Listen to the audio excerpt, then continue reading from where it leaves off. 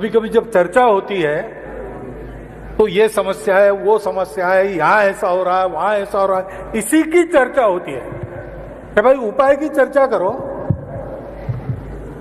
एक उदयनन नाम का राजकुमार था केरल में, उसके पिताजी ने उसको सीखने के लिए भेजा, प्रजा का रक्षण करना है तुमको, लड़ना आना चाहिए, शस्त्र विद्या, द्रोणाचार्य की विद्या सिखाने वाले 21 आचार्य केरल में थे, उनका गुरुकुल था, उसमें भेजा। वो गया, उन आचार्यों के उनका शिष्य बनकर 12 साल उसने खूब अच्छी मेहनत की, खूब अच्छा सीख लिया।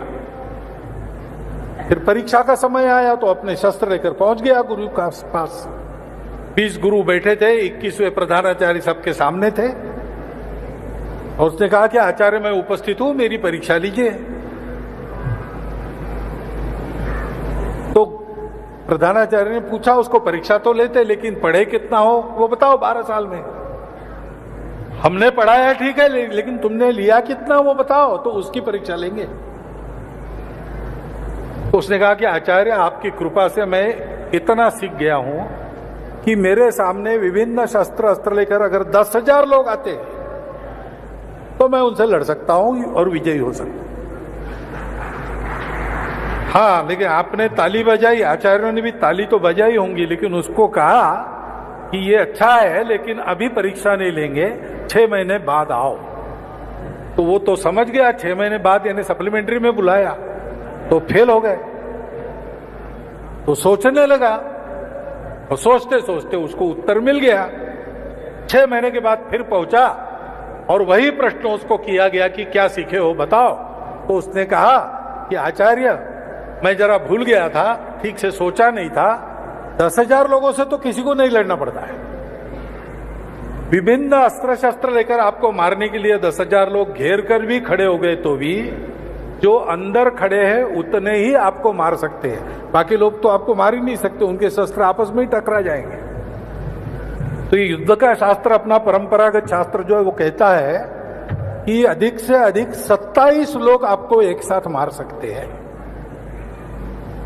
तो उसने कहा कि मैं 27 लोगों से अच्छी तरह लड़ सकता हूं। तो गुरु ने कहा कि तुमको सोचने की दिशा मिल गई है, इसी दिशा में सोचो और 6 महीने के बाद आओ।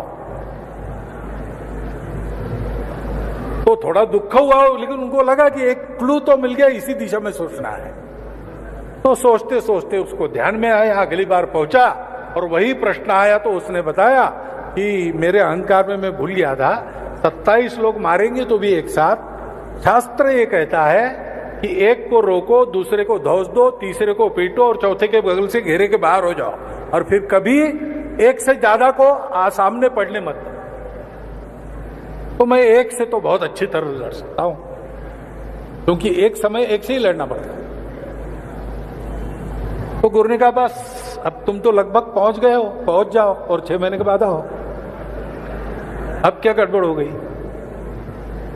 तो फिर उसने अंतिम उत्तर, सही उत्तर दिया। उसने गुरुजी को बचाया, गुरुजी आपने जो सिखाई मुझे विद्या, तो मारपीट करने के लिए, लड़ने के लिए थोड़ी सिखाई, और मेरा भी किसी से झगड़ा नहीं है, किसी से बैर नहीं है, जैसे अपने हिंदू समाज का है, वो तो किसी से दुश्मनी करता नहीं, इसलिए मैं किसी से नहीं लड़ सकता। क्यों लड़ूं?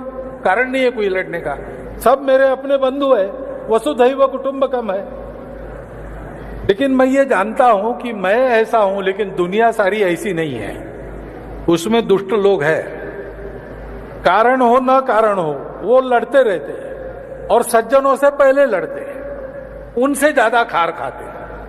ऐसी दुनिया में अपने को और अपनी प्रजा को बचाने के लिए मैं ऐसे लड़ सकता हूं कि मैं इन दोनों को बचा सकता हूं। मैं लड़ किसी से नहीं सकता, लेकिन इन सबको बचा सकता हूं।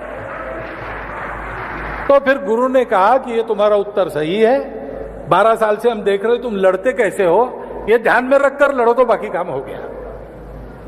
हिंदुओं को बस यही करना है। सामर्थ्य हमारे पास ऐसा है कि हमारे सामने खड़े रहने की ताकत किसी की नहीं है।